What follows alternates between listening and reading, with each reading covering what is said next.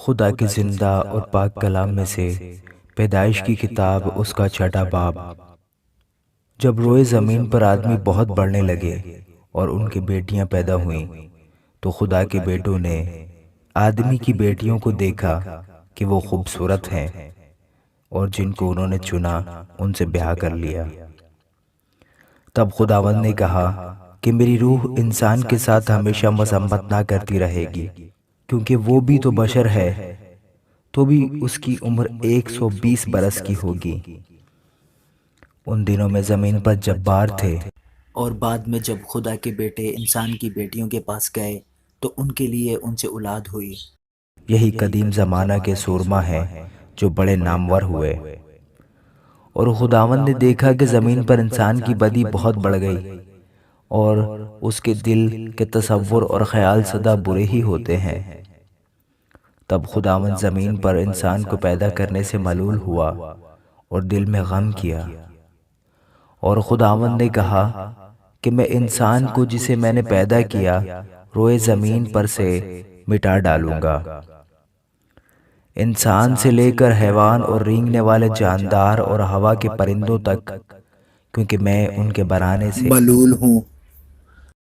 مگر نوح خداوند کی نظر میں مقبول ہوا۔ نوح کا نسب نامہ یہ ہے: نوح مرد راست باز اور اپنے زمانہ کے لوگوں میں بے عیب تھا، اور نوح خدا کے ساتھ ساتھ چلتا رہا، اور اس سے 3 بیٹے سم، حام اور یافت پیدا ہوئے۔ پر زمین خدا کے آگے ناراض ہو گئی تھی اور وہ ظلم سے بھری تھی، اور خدا نے زمین پر نظر کی اور دیکھا کہ وہ ناراض ہو گئی ہے، کیونکہ ہر بشر نے زمین پر اپنا طریقہ بگاڑ لیا تھا۔ اور خدا نے نوح سے کہا کہ تمام بشر کا خاتمہ میرے سامنے آ پہنچا ہے، کیونکہ ان کے سبب سے زمین ظلم سے بھر گئی، سو دیکھ میں زمین سمیت ان کو ہلاک کروں گا۔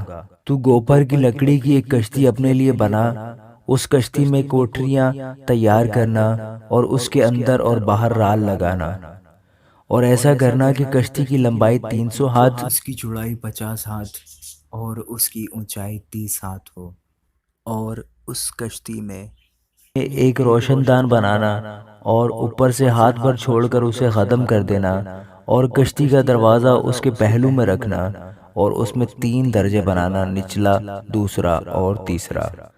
اور دیکھ میں خود زمین پر پانی کا طوفان لانے والا ہوں، تاکہ ہر بشر کو جس میں زندگی کا دم ہے دنیا سے ہلاک کر ڈالوں، اور سب جو زمین پر ہیں مر جائیں گے۔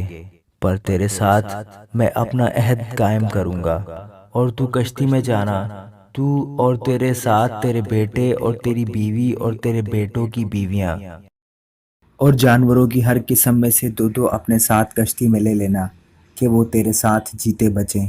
وہ نر و مادہ ہوں۔